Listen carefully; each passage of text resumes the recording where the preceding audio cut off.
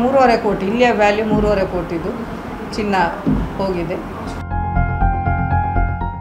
CC camera of ಮಾಡ್ತಾನೆ 6 ಗಂಟೆ ಆಗುವಾಗ.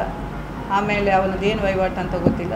ಅದೇ ಸೋಮವಾರ ದಿವಸ ಅವ ಇಲ್ಲಿಂದ ಏರ್ಪೋರ್ಟಿಗೆ ಹೋಗಿ ದುಬೈಗೆ ಹೋಗಿದ್ದಾನೆ ಅಂತೇಳಿ ಮಾಹಿತಿ. ಆಮೇಲೆ ಇನ್ವೆಸ್ಟಿಗೇಷನ್ ಆದಾಗ ಗೊತ್ತಾಗ್ತದೆ ಅವನೊಟ್ಟಿಗೆ ಬೇರೆ ಅನ್ಯ ಧರ್ಮದವರು ಕೂಡ ಸೇರಿದ್ರು ಅಂತೇಳಿ. ತಾಯಿಗೆ ಫೋನ್ ಮಾಡಿ, ನಾನು ನೋಡಿ ಇಷ್ಟು ಚಿನ್ನ ಕಾಣ್ತಾ ಇಲ್ಲ, ಕ್ಯಾಶ್ ಕೂಡ ಶಾರ್ಟ್ ಇದೆ, ನಿಮ್ಮ ಮಗನಿಗೆ ಹೇಳಿ. ಇದ್ದದನ್ನು ನಾನು ಮೀಡಿಯಾದ ಹತ್ರ ಹೇಳುವಂಥದ್ದು, ನನಗೆ ಇದರಲ್ಲಿ ಅಡಗಿಸಿ ಇಡುವಂಥದ್ದು ಏನಿಲ್ಲ, ಇದ್ದದನ್ನು ಫ್ರ್ಯಾಂಕಾಗಿ ಹೇಳ್ತಾ ಇದ್ದೇನೆ.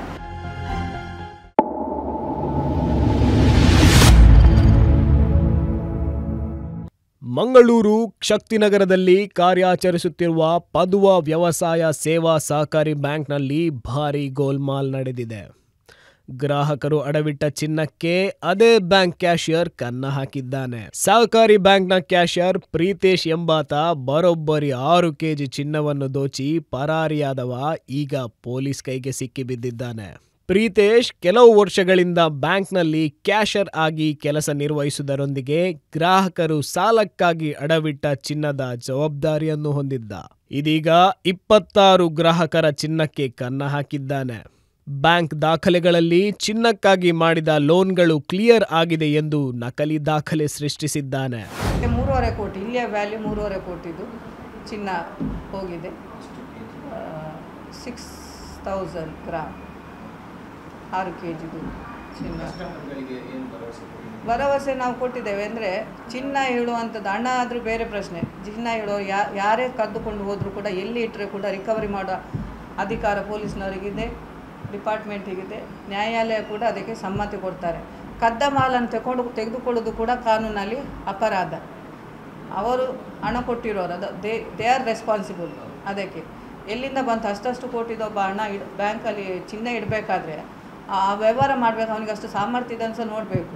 ಒಂದು 10 ಲಕ್ಷ 20 ಲಕ್ಷ ಒಂದು ಚಿನ್ನ ಯಾರ ಹತ್ರ ಸಿಗ್ತದೆ? ಈಗ ನನ್ನ ಹತ್ರ ಅಷ್ಟು ಇರ್ಬೋದು, ಕೋಟಿಗಟ್ಟಲೆ ಚಿನ್ನ ಯಾರ ಹತ್ರ ಇರ್ತದೆ? ಒಂದು ಬ್ಯಾಂಕಲ್ಲಿ ಇಡುವಾಗ ಅವರು 4 ಹೆಸರಲ್ಲಿ ಇಟ್ಟಿದ್ರು ಕೂಡ ಅದು ಹೇಗೆ ಬಂತಂದು ಸ್ವಲ್ಪ ಅದು ಡೌಟ್ ಬರಬೇಕಿತ್ತು. ಈಗ ನಾವು ಸಹ ಒಂದು ಸಂಸ್ಥೆಯಲ್ಲಿ ನಾವು ಸಹ ಚಿನ್ನವನ್ನು ತಗೊಳ್ತೇವೆ, ಚಿನ್ನದ ಲೋನ್ ಕೊಡ್ತೇವೆ ನಾವು ಈಡಿನ ಮೇಲೆ. ಒಂದು ಸಂಶಯ ಬರದ ರೀತಿಯಲ್ಲಿ ಅವರು ಸಹ ಪರ್ಚೇಸ್ ಮಾಡಿ ಅವರಿಗೆ ಲಾಸ್ ಅದು ನಾವು ರೆಸ್ಪಾನ್ಸಿಬಲ್ ಅಲ್ಲ. ನಮ್ಮ ಕಸ್ಟಮರ್ಗೆ ವಿ ಆರ್ ಲಯಬಲ್, ನಮ್ಮ ಸಂಸ್ಥೆ liable, we should repay that. ಅವರು ಆ ಚಿನ್ನವನ್ನು ಕೇಳ್ತಾ ಇದ್ದರೆ ಕೊಡಲೇಬೇಕು. ರಿಕವರಿ ಪ್ರೋಸೆಸ್ ಇದೆ, ಇಷ್ಟು ಸಿಕ್ಕಿದೆ, ಅದನ್ನು ನಾವಿನ್ನು ಕೋರ್ಟಿಂದ ನಾವು ಅದನ್ನು ಕಸ್ಟಡಿಗೆ ತಗೊಳ್ತೇವೆ, ಕಸ್ಟಮರ್ಗಳಿಗೆ ತೋರಿಸ್ತೇವೆ, ಅವರನ್ನು ಸಮಾಧಾನ ಪಡಿಸ್ತಾ ಇದ್ದೇವೆ. ಇಷ್ಟವರೆಗೆ ಕಸ್ಟಮರ್ಗಳು ನಮ್ಮ ಹತ್ರ ಒಳ್ಳೆ ರೀತಿಯಲ್ಲಿದ್ದಾರೆ. ಯಾರು ಹೋಗಿದೆ, ಕೆಲವು ಕಸ್ಟಮರ್ ಬರಲಿಲ್ಲ, ಅದು ಕೂಡ ನೋಡಬೇಕು. ಅವನ ಕಸ್ಟಮರ ಅದು ಅನ್ಯ ಧರ್ಮದ ಕಸ್ಟಮರ್ಗಳು ಬರಲೇ ಇಲ್ಲ. ಕೆಲವರು ಬಂದಿದ್ದಾರೆ, ನಿಯತ್ತಿದ್ದವರು ಬಂದಿದ್ದಾರೆ. ಈಗ ಸಾಧಾರಣವಾಗಿ ಮೀಡಿಯಾಕ್ಕೆ ಗೊತ್ತಿರಲಿಕ್ಕಿಲ್ಲ, ಬಟ್ ನ್ಯೂಸ್ ಸ್ಪ್ರೆಡ್ ಆಗಿದೆ.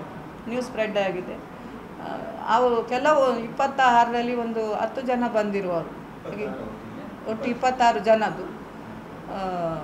ಆಮೇಲೆ ಸ್ಟಾಕ್ ಚೆಕ್ಕಿಂಗ್ ಆದಾಗ ಗೊತ್ತಾಯಿತು ಬೇರೆ ಎಲ್ಲ. ಹಾಗೆ ನಾವು 20, 21, 22 3 ದಿನ ಸ್ಟಾಕ್ ಚೆಕ್ ಮಾಡಿದ್ದೇವೆ ಗೋಲ್ಡಿದು. ನಮ್ಮದು ರೆಸ್ಪಾನ್ಸ್ ಪ್ರತಿಯೊಂದು ಚಿನ್ನ ನೋಡಬೇಕಲ್ಲ. 17th ನಾವು ರ್ಯಾಂಡಮ್ ನೋಡಿರುವಂಥದ್ದು. ನಮಗೆ ಅಲ್ಲಿ ಕಂಪ್ಲೇಂಟ್ ಮಾಡುವಾಗ ಅಂದಾಜು ಎಷ್ಟು ಹೋಗಿದೆ ಅಂತ ರ್ಯಾಂಡಮಲ್ಲಿ. ಆಮೇಲೆ ಪ್ರತಿಯೊಂದು ಚಿನ್ನವನ್ನು ಇಬ್ಬರು ಆಚಾರ್ಯಗಳನ್ನು ಕೂತ್ಕೊಳಿಸಿ ನಾವು ಕೂತ್ಕೊಂಡು 3 ದಿವಸ ನೋಡುವಾಗ ನಮಗೆ ಎಕ್ಸ್ಟ್ರಾ 2 ಸಿಕ್ಕಿದೆ, 2 ಬಿಟ್ಟು ಹೋಗಿದೆ ಕೊಡಲಿಕ್ಕೆ. ಅದಕ್ಕೆ ವ್ಯವಸ್ಥೆ ಆಗ್ತಾ ಉಂಟು.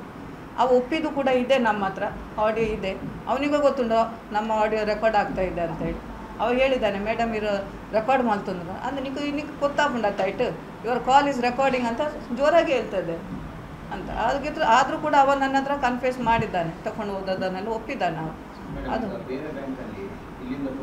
ಅಲ್ಲಿ ಟ್ರೂ ಕ್ರೋನ್ ತನಕ ಇನ್ನು ರಿಮೈನಿಂಗ್ ಇದನ್ನು ಅವ ಪೊಲೀಸ್ ಕಸ್ಟಡಿ ಪೊಲೀಸರು ತಗೊಂಡ ನಂತರ ಅವನನ್ನು ಇನ್ವೆಸ್ಟಿಗೇಷನ್ ಮಾಡಿ ನನಗೆ ಭರವಸೆ ಇದೆ ಪೊಲೀಸ್ನವರು ಈಗ ಪ್ರಾಂಪ್ಟಾಗಿ ಮಾಡ್ತಾಯಿದ್ದು. ಇಷ್ಟು ಮಾಡಿದರೆ ನಮಗೆ ಅವರಿಗೊಂದು ಹ್ಯಾಟ್ಸಪ್ ಕೊಡಬೇಕಾದದ್ದು. ಅಷ್ಟು ಇಮಿಡಿಯೇಟಾಗಿ ಒಬ್ಬನ ಹಿಡಿದು ಅಷ್ಟನ್ನು ಕೊಡೋದೇ ಇಡೀ ಅದಕ್ಕೆ ವ್ಯವಸ್ಥೆ ಮಾಡಿ ಎಲ್ಲಿ ಇದೆ ಅಂತ ಹೇಳೋದು ಅಂಥದ್ದು ಕಂಡು ಹಿಡಿದು ಅದನ್ನು ಸೀಸ್ ಮಾಡೋದು.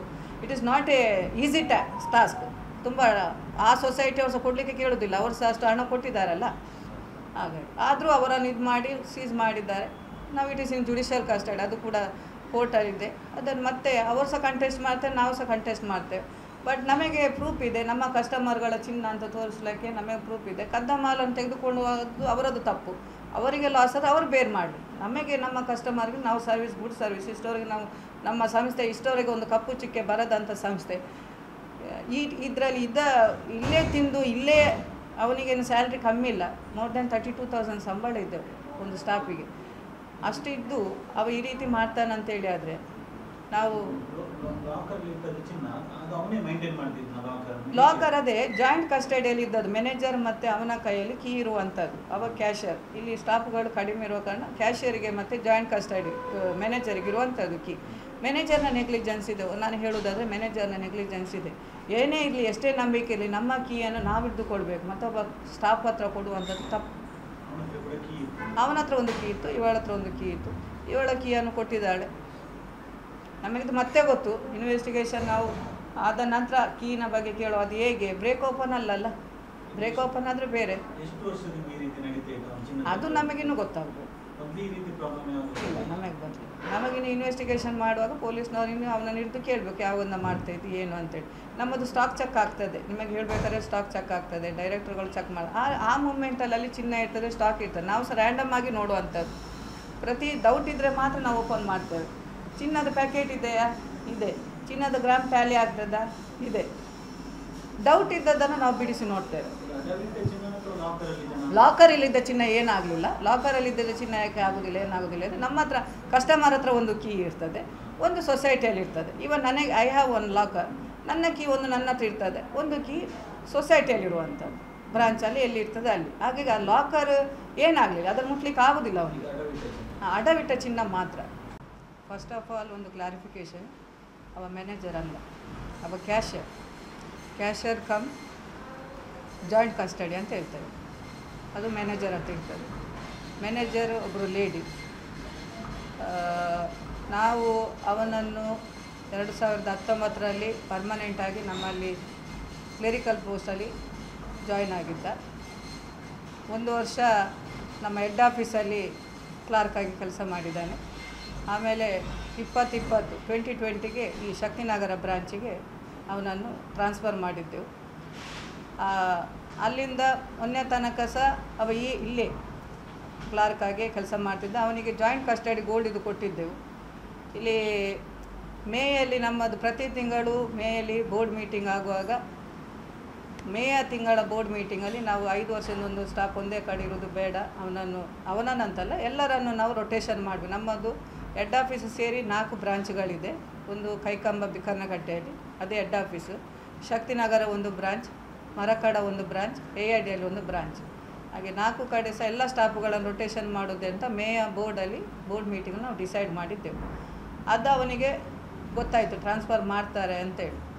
ಅಷ್ಟರವರೆಗೂ ನಮಗೆ ಅವನ ಮೇಲೆ ಏನೂ ಸಂಶಯ ಬರಲಿಲ್ಲ, ಯಾಕೆಂದರೆ ಅವನು ನಿಯತ್ತಲ್ಲಿ ದುಡಿತಿದ್ದ. ನಾವು ಕೇಳುವಾಗೆಲ್ಲ ಈಗ ಇವನ್ ಕಸ್ಟಮರ್ಗಳು ಕೂಡ ಅವನನ್ನು ಹೊಗಳ್ತಾರೆ, ಈಗಲೂ ಕೂಡ ಹೊಗಳ್ತಾರೆ, ಅಂಚ ಮಲ್ತೇನಾ ಮೇಡಮ್, ಅಂಚ ಮಲ್ತೇನಾ ಅಂತೇಳಿ. ನಮಗೂ ಶಾಕಿಂಗ್. ಅವನನ್ನು ನಾವು 18/6/2025 ಅದು 2025 ಅವನನ್ನು AID ಬ್ರಾಂಚ್ಗೆ ಟ್ರಾನ್ಸ್ಫರಿಗೆ ಆರ್ಡ್ರ್ ಕೊಟ್ಟಿದ್ದೆವು. ಇದು ಬೋರ್ಡ್ ಮೀಟಿಂಗ್ ಆದದ್ದು ಮೇ ಮಂತ್ ಎಂಡಿಗೆ. ಆಮೇಲೆ ಇವನಿಗೆ ಅಲ್ಲಿ ಟೈಮ್ ಸಿಕ್ಕಿದ್ದು, ನಮಗೆ ಗೊತ್ತಿಲ್ಲ ಟೈಮ್ಗೆ ಅವ ಈ ರೀತಿ ಮಾಡ್ತಾರೆ. ಮತ್ತು ನಾವು ಸ್ಟಾಫ್ಗಳು ಇಮಿಡಿಯೇಟ್ ಟ್ರಾನ್ಸ್ಫರ್ ಮಾಡಲಿಕ್ಕೆ ಆಗಲ್ಲ, ಯಾಕೆ ಹೇಳಿದರೆ ಅವರ ಪೆಂಡಿಂಗ್ ಕೆಲಸ ಎಲ್ಲ ಇರ್ತದೆ. ಪೆಂಡಿಂಗ್ ಕೆಲಸ ಮುಗಿಸ್ಲಿಕ್ಕೆ ಸಹ ನಾವು ಕಾಲಾವಕಾಶ ಕೊಡಬೇಕು. ಇವತ್ತಿನಿಂದ ನಾಳೆ ಹೋಗು ಜಾಯಿನ್ ಆಗಂತ ಹೇಳಿಕ್ಕೆ ಆಗಲ್ಲ.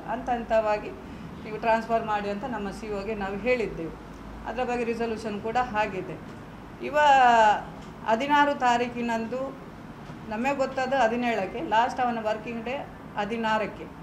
16ನೇ ತಾರೀಕಿನಂದು ಅವ ಇಲ್ಲಿ ಲಾಸ್ಟ್ ವರ್ಕಿಂಗ್ ಡೇ ಆಗಿ ಇಲ್ಲಿಂದ ಹೋಗಿದ್ದಾನೆ. ನಮಗೆ 17ಕ್ಕೆ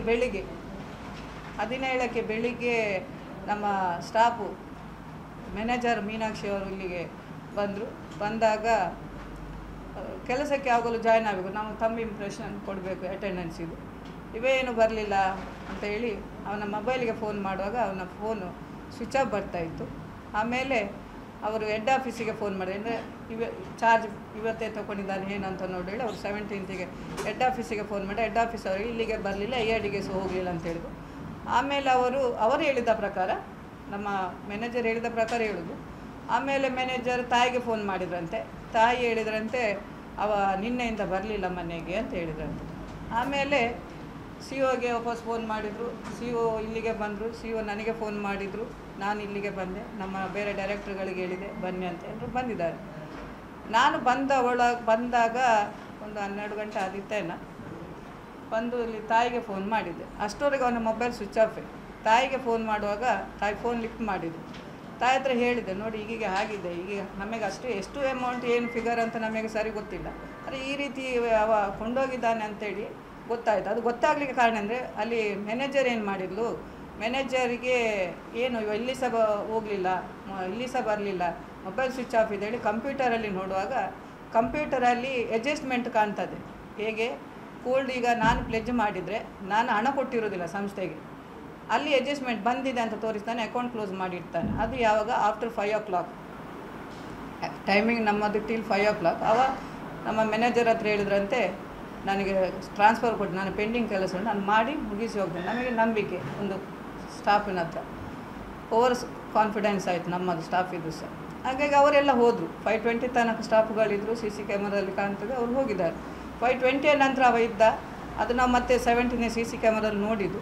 ಇಲ್ಲಿ ಅವಳಿಗೆ ಗೊತ್ತಾದಾಗ ಅಡ್ಜಸ್ಟ್ಮೆಂಟ್ ಕಾಣ್ತಾ ಉಂಟು, ಏನು ಇದು ಹಣ ಬರಲಿಲ್ಲ ಬ್ಯಾಂಕಿಗೆ, ಇದೇಗೆ ಹಣ ಎಲ್ಲ ಬಂದಿದೆ, ಲಕ್ಷಗಟ್ಟಲೆ ಹಣ close, account close, loan account close ಕೆಲವರದ್ದೆಲ್ಲ ಮಾಡಿದ್ದಾನೆ. ಹಾಗೆ ಚಿನ್ನ ಉಂಟಾ ಬಿಡಿಸಿ ಹೋಗಿದ್ದಾರೆ ಏನಂತ ನೋಡುವಾಗ ಒಳಗೆ ಲಾಕರ್ ರೂಮಿಗೆ ನೋಡುವಾಗ ಚಿನ್ನ ಕಾಣೋದಿಲ್ಲ, ಅಲ್ಲಿ ಚಿನ್ನ ಕಾಣೋದಿಲ್ಲ. ಆಗ ಗೊತ್ತಾಗೋದು. ಆಮೇಲೆ ಅವಳು ಸಿಒಗೆ ಅಲರ್ಟ್ ಆಗ್ತಾಳೆ. ಆಮೇಲೆ ನನಗೆ ಬರ್ತೇನೆ. ನಾನು ತಾಯಿಗೆ ಫೋನ್ ಮಾಡಿ, ನಾನು ನೋಡಿ ಇಷ್ಟು ಚಿನ್ನ ಕಾಣ್ತಾ ಇಲ್ಲ, ಕ್ಯಾಶ್ ಕೂಡ ಶಾರ್ಟ್ ಇದೆ, ನಿಮ್ಮ ಮಗನಿಗೆ ಹೇಳಿ. ಇದ್ದದ್ದನ್ನು ನಾನು ಮೀಡಿಯಾದ ಹತ್ರ ಹೇಳುವಂಥದ್ದು, ನನಗೆ ಇದರಲ್ಲಿ ಅಡಗಿಸಿ ಇಡುವಂಥದ್ದು ಏನಿಲ್ಲ, ಇದ್ದದ್ದನ್ನು ಫ್ರ್ಯಾಂಕಾಗಿ ಹೇಳ್ತಾ ಇದ್ದೇನೆ. ನಾನು ತಾಯಿಗೆ ಫೋನ್ ಮಾಡಿ ಹೇಳಿದೆ, ನೋಡಿ ನೀವು ತಂದು ಕೊಡಿ, ಸಂಸ್ಥೆಯ ಒಂದು ಮರ್ಯಾದೆಯ ಪ್ರಶ್ನೆ, ಒಂದು ಇಷ್ಟು ವರ್ಷ ಪ್ರೆಸ್ಟೀಜಲ್ಲಿರುವಂಥ ಸಂಸ್ಥೆ, ಕೋಟಿಗಟ್ಟಲೆ ಲಾಭ ಇರುವಂಥ ಸಂಸ್ಥೆ, ನಿಮ್ಮ ಮಗನಿಂದಾಗಿ ನಮಗೆ ಕೆಟ್ಟ ಹೆಸರು ಬರ್ತದೆ, ಇಮಿಡಿಯೇಟ್ ತಂದು ಕೊಡಲಿಕ್ಕೆ ಹೇಳಿ ಅಂತ ಹೇಳಿದೆ. ಹೇಳಿ ಒಂದು 10 ನಿಮಿಷ ಆಗ ಆ ಮಿಡ್ಲಲ್ಲಿ ನಾವೇನು ಮಾಡಿದೆ, 112ಗೆ ಫೋನ್ ಮಾಡಿ ಹೇಳಿದ್ದೇವೆ, ನಮ್ಮ ಡ್ಯೂಟಿ ತಿಳಿಸೋದಿಲ್ಲ ತಪ್ಪಾಗ್ತದೆ. 112ಗೆ ಫೋನ್ ಮಾಡಿದ್ದೇವೆ, ಟೌನಿಗೆ ಕಂಕನಡಿ ಟೌನಿಗೆ ಫೋನ್ ಮಾಡಿ ಮಾಹಿತಿ ಕೊಟ್ಟಿದ್ದೇವೆ, ಬರಬೇಕಂತ ಹೇಳಿದ್ದೇವೆ. ಇವನ ಹತ್ರ ಅಷ್ಟೊತ್ತಾಗುವಾಗ ಇವನದು ಮಿಸ್ ಕಾಲ್ ಬರ್ತದೆ ನಮ್ಮ ಸಿ ಒಗೆ ಮಿಸ್ ಕಾಲ್ ಬಂದಾಗ ಅದು ಹೇಗೆ ಬಂತು ನಾವು ಆಲೋಚನೆ ಮಾಡಬೇಕು. ಇಷ್ಟವರೆಗೆ ಸ್ವಿಚ್ ಆಫ್ ಇದ್ದ ಫೋನು ಇಮಿಡಿಯೇಟ್ ತಾಯಿಗೆ ಕಾಲ್ ಹೋದ ನಂತರ ಆನ್ ಆಗ್ತದೆ ಅಂತ ಹೇಳಿದ್ರೆ ಅದನ್ನು ನಾನು ಹೇಳಬೇಕಂತಿಲ್ಲ, ನೀವು ತಿಳ್ಕೊಂಡ್ರೆ ಆಯ್ತು ಅದರ ಬಗ್ಗೆ ಯಾರು ಏನು ಕನೆಕ್ಷನ್ ಇದೆ ಅಂತೇಳಿ. ಆಮೇಲೆ ನಾನು ಅವನ ಫೋನಿಗೆ ವಾಪಸ್ ಫೋನ್ ಮಾಡಿದ್ದೆ. ಅವ ನಮ್ಮ ಇಲ್ಲೇ ಇಂಡಿಯಾ ಫೋನಲ್ಲೇ ಮಾತಾಡ್ತಿದ್ದದು. ನಾನು ಹೇಳಿದೆ, ಏನು ಪ್ರೀತೇಶ್ ಯಾಕೆ ಹೀಗೆ ಮಾಡಿದ್ಯಾ, ನೀನೊಂದು ಸಂಸ್ಥೆ ಮರ್ಯಾದೆ ಉಳಿಸಬೇಕಾದವನು, ಇಷ್ಟು ವರ್ಷ ಅನ್ನ ತಿಂದಿದ್ಯಾ, ಯಾಕೆ ಹೀಗೆ ಮಾಡ್ತೀಯಾ ಅಂತ ಕೇಳುವಾಗ ಹೇಳ್ತಾನೆ, ಮೇಡಮ್ಮು ನನ್ನದು ತಪ್ಪಾಗಿದೆ, ನನಗೆ ಲೈಫ್ ಥ್ರೆಟ್ ಇದೆ, ನಾನು ಹಾಗಾಗಿ ಹಾಗೆ ಮಾಡಿದ್ದು ಅಂತ.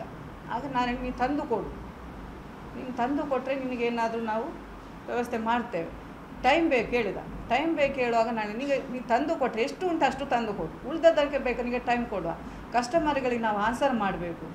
ಅವ ಆಗ ಏನು ಹೇಳಿದ, ಕಸ್ಟಮರ್ಗಳಿಗೆ ಪೂರ ಯಾನ್ ಪನ್ಪೆ ಮೇಡಮ್ ನೀವು ಟೆನ್ಷನ್ ಮಾಡ್ತೀವಿ, ಟೆನ್ಷನ್ ಇಂಕಲು ಸೈ ಒಂದಿಲ್ಲ ಮಾರೆ, ಈ ಕಂತು ಕೋರು ಪೊಲೀಸ್ ದಾಖಲೆ ಇಂಕಲು ಪಾತೇರುವ ನೀನು ದಾದ ಟೈಮ್ ಬೋರ್ಡ್ ಅವನ ಇಂಕಲು ಕೊರ್ಪ ಅಷ್ಟು ಕನ್ವಿನ್ಸ್ ಆಗಿ ನಮಗೆ ಒಟ್ಟರೆ ಸಿಬ್ಬರ್ಬೇಕು ಈ ಓಲ್ಲ ಅಂತ ಕೇಳಿ ನಾನು ದುಬೈಯಲ್ಲಿದ್ದೇನೆ ಹೇಳಿ. ನಾನು ನಂಬಲಿಲ್ಲ. ಅಂದರೆ ಅವನ ಕಾಲೇ ಇಂಡಿಯನ್ ಕಾಲ್ ಲೋಕಲ್ ಕಾಲಲ್ಲೇ ಮಾಡಿ ನಾನು ಹೇಳಿ, ನೀನು ಹೇಗೆ ದುಬೈಗೆ ಹೋಗಲಿಕ್ಕೆ ಸಾಧ್ಯವೇ ಇಲ್ಲ, ನಿನ್ನೆ ಅಷ್ಟು ಬೇಗ ಹೋಗಿ ಆಯ್ತಾ ನೀನು ಅಂತ. ನಾನು ಪೋತೆ ಅಂತ ಹೇಳಿ, ನನಗೆ ವೀಡಿಯೋ ಕಾಲ್ ಮಾಡು, ನೀನು ದುಬೈಲಿದ್ದೆ ಅಂತೇಳಿ ನನಗೆ ವೀಡಿಯೋ ಕಾಲ್ ಮಾಡು, ಇಲ್ಲ ಅವು ಮಾಡ್ಬೋದು ಒಂದು ಫೋಟೋ ಅಂಡಲ್ಲ ಪಾಡು ಅವಳ ಪಾಡುಜಿ ಮೇಡಮ್ ಯಾನು ನಂಬುಲೆ ಯಾನು ಉಲ್ಲೆ ದುಬೈಡೆ ಉಲ್ಲೆ ನಾನು ಕೊರ್ಪೆ ಒಂದು ವಾರ ಟೈಮ್ ಕೊರಲಿ ಅಂತ ಹೇಳಿದೆ. ಆಮೇಲೆ ನಾನು ಇನ್ಸ್ಪೆಕ್ಟ್ರ್ ಪೊಲೀಸ್ನವ್ರು ಬಂದರು, ಇನ್ವೆಸ್ಟಿಗೇಷನ್ಗೆ ಪ್ರೋಸೆಸ್ ಸ್ಟಾರ್ಟ್ ಮಾಡ್ತಾಯಿದ್ರು. ಆಮೇಲೆ ಗೋಲ್ಡ್ ಚೆಕ್ ಎಲ್ಲ ಮಾಡುವಾಗ ನಮಗೆ ಮೇಲಿಂದ ಮೇಲೆ ನೋಡುವಾಗ ಆ ಮೂಮೆಂಟಿಗೆ ನಮಗೆ 24 ಕಸ್ಟಮರಿದ್ದು ಗೋಲ್ಡು ಇಲ್ಲ ಅಂತ ಗೊತ್ತಾಯಿತು ಮೇಲಿಂದ ಮೇಲೆಗೆ ಇಮಿಡಿಯೇಟಿಗೆ. ಆಮೇಲೆ ಅವನ ಹತ್ರ ಪೊಲೀಸ್ನವ್ರು ಟಚ್ಚಲ್ಲಿ ಇಡ್ಲಿಕ್ಕೆ ಹೇಳ್ತಾ ಇದ್ರು ನನ್ನ ಹತ್ರ, ಯಾಕೆಂದರೆ ನಮಗೆ ಗೊತ್ತಾಗಬೇಕು ಅವ ಎಲ್ಲಿದ್ದಾನೆ ಏನು ಅಂತೇಳಿ. ಅವನ ಹತ್ರ ನಾನು ಒಳ್ಳೆ ರೀತಿಯಲ್ಲೇ ಮಾತಾಡ್ತೀನಿ, ನೀನು ಬಾ ಮಾರೆ ಬಾ, ಎಷ್ಟು ಉಂಟು ಅಷ್ಟು ಕೊಡು. ಅವ ಹೇಳ್ದ ಲಾಸ್ಟಿಗೆ 75% ಇರೇಗೆ ಮುಟ್ಟಾವೆ ಅಂತ ಹೇಳಿದ.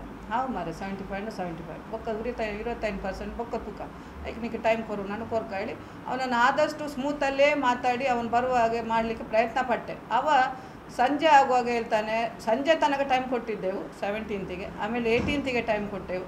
18th ಸಹ ಹೇಳೋದು, ನಾನು ನಿಮ್ಮ ಹತ್ರ ಬರೋದಿಲ್ಲ ಯಾರು ಸಹ ಗೋಲ್ಡ್ ಕೊಡಲಿಕ್ಕೆ, ನೀವು ಪೊಲಿಟಿಕಲ್ ಇನ್ಫ್ಲೂಯೆನ್ಸಲ್ ಪರ್ಸನ್ ಪ್ಲಸ್ ನೀವು ಅಡ್ವೊಕೇಟು, ಹಾಗಾಗಿ ಯಾರು ನಿಮ್ಮ ಹತ್ರ ಗೋಲ್ಡ್ ತಂದು ಕೊಡಲಿಕ್ಕೆ ರೆಡಿ ಇಲ್ಲ ಅಂತ ಹೇಳಿ. ನಾನು ಹೇಳಿದ್ದೆ, ಹಾಗೆ ಹೇಳಿದ್ರೆ ಆಗ್ತದಮ್ಮ, ನೀನು ತಂದು ಕೊಡಲು ಯಾರಿಗೆ ಬೇರೆಯವರಿಗಾದರೆ ಬೇರೆಯವರಿಗೆ ಮುಟ್ಟಿಸು, ನೀನು ಎಷ್ಟು ಉಂಟು ಅಷ್ಟು ಮುಟ್ಟಿಸು, ಕಸ್ಟಮರ್ಗೆ ನಮಗೆ ಆನ್ಸರ್ ಮಾಡಲಿಕ್ಕಾಗಲ್ಲ ಅಂತ ಹೇಳಿದಾಗ ಅವ ಟೈಮ್ ಬೇಕು ಅಂತ ಹೇಳ್ದೆ. ಲಾಸ್ಟಿಗೆ ನನಗೆ ಕೋಪ ಬಂತು. ನಾನು ಹೇಳಿದೆ, ನೀನು ಈ ರೀತಿ ಮಾಡಿದರೆ ನಾನು ನಿಮ್ಮ ಮನೆಯವರನ್ನು ಎಳಿಬೇಕಾಗ್ತದೆ. ನಿನ್ನ ಮನೆಯ ತಾಯಿಗೆ ಫೋನ್ ಮಾಡಿದ ಅಂತ ನಿನ್ನ ಮೊಬೈಲ್ ಆನ್ ಆಗಿರುವಂಥದ್ದು, ತಾಯಿಗೂ ನಿನ್ನೆ ಕನೆಕ್ಷನ್ ಉಂಟಂತ ನಾನು ಹೇಳ್ತೇನೆ. ಇಲ್ಲ, ನಿಮಗೆ ಈಗ ಅಷ್ಟರವರೆಗೆ ಸ್ವಿಚ್ ಆಫ್ ಇದ್ದ ಮೊಬೈಲ್ ತಾಯಿಗೆ ಫೋನ್ ಹೋದ ನಂತರ ಇನ್ನು ಫೋನ್ ಹೇಗೆ ಆನ್ ಆಯಿತು ಅಂತ ಅವನಿಗೆ ಜೋರು ಮಾಡಿದೆ. ಇಲ್ಲ, ನಿಮ್ಮ ತಂದೆ ತಾಯಿನ ಹೇಳಿದ್ದೇನೆ ಹೇಳುವಾಗ ಇಮಿಡಿಯೇಟ್ ಅವ ಹೇಳಿದ, ನಾನು ಸರೆಂಡ್ರ್ ಆಗ್ತೇನೆ, ನಿಮ್ಮ ಎದುರೇ ಸರೆಂಡ್ರ್ ಆಗ್ತೇನೆ, ನನಗೆ ಸೋಮವಾರ ತಾರೀಕಿಗೆ ನಾನು ಸರೆಂಡ್ರ್ ಆಗ್ತೇನೆ ಅಂತ ಹೇಳಿದೆ. ಸೋಮವಾರ ತನಕ ಇಲ್ಲಿ ನಮಗೆ ಕೂತ್ಕೊಳ್ಳಿಕ್ಕಾಗಲ್ಲ, ಪೊಲೀಸ್ನವರನ್ನು ಹೆಲ್ಡಪ್ ಮಾಡಲಿಕ್ಕೂ ಆಗಲ್ಲ. ನಾನು ಪೊಲೀಸ್ನವ್ರಿಗೆ ನೀವು ಪ್ರೊಸೀಡ್ ಆಗಿ ಅಂತ ಹೇಳಿದ್ದೇನೆ. ನಾವು ಕಂಪ್ಲೇಂಟ್ 17th ನೈಟಿಗೆ ಕೊಟ್ಟಿದ್ದೇವೆ. ಇಲ್ಲಿ ಚೆಕ್ ಮಾಡಿ ಕೆಲವು ಎಷ್ಟು ಹೋಗಿದೆ ಏನು ಡೀಟೇಲ್ಸ್ ಎಲ್ಲ ನೋಡಿ ಅಂದಾಜು ಫಿಗರಲ್ಲಿ ನಾವು ಇಷ್ಟೆಷ್ಟು ಹೋಗಿದೆ ಅಂತ ಕಂಪ್ಲೇಂಟ್ ನಮ್ಮ ಮ್ಯಾನೇಜರ್ಗೆ ಕೊಟ್ಟಿದ್ದೇವೆ. ನಾವು FIR ಆಗಿದೆ 17th. ಆಮೇಲೆ ಈಗ ಮಂಡೇ ಸರೆಂಡರ್ ಆಗ್ತಾನೆ. ಈವನ್ ಅವ ಕಸ್ಟಮರ್ಗಳಿಗೆ, ನಾವಿಲ್ಲಿಗೆ ಬಂದ ಕಸ್ಟಮರ್ಗೆ ಅವ ಹೇಳೋದು ನಾನು ಕಸ್ಟಮರ್ ಹತ್ರ ಮಾತಾಡಿದ್ದೇನೆ, ಕಸ್ಟಮರನ್ನು ಕನ್ವಿನ್ಸ್ ಮಾಡ್ತೇನೆ ಅಂತ. ನಮಗೆ ಅವನ 24 ಕಸ್ಟಮರ್ ಅಲ್ಲ, we are answerable to more than 2000 people ಕಸ್ಟಮರ್ಸ್ಗಳಿಗೆ ನಾವು ಆನ್ಸರ್ ಮಾಡಬೇಕು. ಈ ಕಸ್ಟಮರ್ಗಳು ಬಂದು ಕೇಳುವಾಗ ಸಹ ಅವರು ಮೆಸೇಜ್ ಮಾಡುವಾಗ ನಾನು ಏನು ನಿಮ್ಮದು ಮಿಸ್ಯೂಸ್ ಮಾಡಲಿಲ್ಲ, ಅವನು ಮೆಸೇಜ್ ಮಾಡ್ತಾನೆ, ಅವರಲ್ಲಿ ಟಚ್ಚಲ್ಲಿದ್ದ, ಮಿಸ್ಯೂಸ್ ಮಾಡಲಿಲ್ಲ, ನಿಮಗೆ 1 ಗ್ರಾಮ್ ಕೂಡ ನಾನು ಕೊಡ್ತೇನೆ, ಹೇಗುಂಟು ಹಾಗೇ ಕೊಡ್ತೇನೆ ಅಂತ ಮೆಸೇಜ್ ಮಾಡಿದ್ದು ಪ್ರೂಫ್ ಕೂಡ ಕಸ್ಟಮರ್ಗಳಲ್ಲಿ ಇದೆ ಈಗ ಸಹ ವಾಟ್ಸಪ್ಪಲ್ಲಿ. ಅವ ದುಬೈಲಿದ್ನ ಎಲ್ಲಿದ್ನ ನಮಗೆ ಗೊತ್ತಿಲ್ಲ. ಆಮೇಲೆ ಇನ್ವೆಸ್ಟಿಗೇಷನ್ ಆದಾಗ ಗೊತ್ತಾಗ್ತದೆ ಅವನೊಟ್ಟಿಗೆ ಬೇರೆ ಅನ್ಯ ಧರ್ಮದವರು ಕೂಡ ಸೇರಿದ್ರು ಅಂತೇಳಿ. ಅವರು CC ಕ್ಯಾಮರಾ ನೋಡುವಾಗ ಸಹ ಸಾಟರ್ಡೇದು CC ಕ್ಯಾಮರಾ ನೋಡುವಾಗ ಕೂಡ ಇಲ್ಲಿಂದ ಹೋಗೋದು ಕಾಣ್ತದೆ, 2 ವೀಲರಲ್ಲೂ ಬಂದು ಕರೆದುಕೊಂಡು ಹೋಗೋದು ಕಾಣ್ತದೆ. ಆಮೇಲೆ ಮಂಡೇ ಕೂಡ ಇಲ್ಲಿ CC ಕ್ಯಾಮರಾ ಆಫ್ ಮಾಡ್ತಾನೆ 6 ಗಂಟೆ ಆಗುವಾಗ. ಆಮೇಲೆ ಅವನದೇನು ವಹಿವಾಟು ಅಂತ ಗೊತ್ತಿಲ್ಲ. ಅದೇ ಸೋಮವಾರ ದಿವಸ ಅವ ಇಲ್ಲಿಂದ ಏರ್ಪೋರ್ಟಿಗೆ ಹೋಗಿ ದುಬೈಗೆ ಹೋಗಿದ್ದಾನೆ ಅಂತೇಳಿ ಮಾಹಿತಿ. ಮತ್ತು ನಮಗೆ ಇನ್ವೆಸ್ಟಿಗೇಷನ್ ಕನ್ಫರ್ಮ್ ಅಂತ ಆಗಿದೆ, ಹೋದದ್ದು ಕನ್ಫರ್ಮ್ ಅಂತ ಹೇಳಿದ್ದಾರೆ. ಆಮೇಲೆ 27th ಫ್ರೈಡೇಗೆ ಅವ ಸರೆಂಡರ್ ಆಗಿದ್ದಾನೆ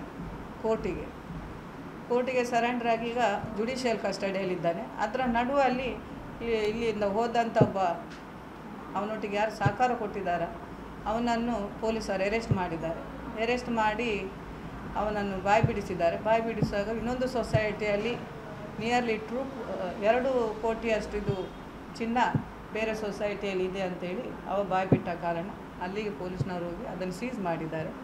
ಈಗ ಇಟ್ ಈಸ್ ಇನ್ ಟ್ರೆಸರಿ ಕೋರ್ಟ್ನ ನಾವಿನ ಅರ್ಜಿ ಹಾಕಿ ನಾವು ಅದಕ್ಕೆ ರಿಲೀಸಿಗೆ ಮಾಡಬೇಕು, ಪ್ರೋಸೆಸ್ ಇದೆ, ಇಟ್ ವಿಲ್ ಟೇಕ್ ಟೈಮ್. ಅವನನ್ನು ಪೊಲೀಸ್ ಕಸ್ಟಡಿ ಕೊಟ್ಟಿದ್ದು ಅನ್ಯ ಧರ್ಮದ ಹುಡುಗನನ್ನು, ಮತ್ತು 2 ಅನ್ಯ ಧರ್ಮದ ಹುಡುಗರು ಅದರಲ್ಲಿ ಇದ್ದಾರೆ ಅಂತೇಳಿ ಮಾಹಿತಿ ಇದೆ. ಅವರನ್ನು ಕೂಡ ಪೊಲೀಸ್ನವರು ಹುಡುಕಲಿಕ್ಕೆ ಪ್ರಯತ್ನ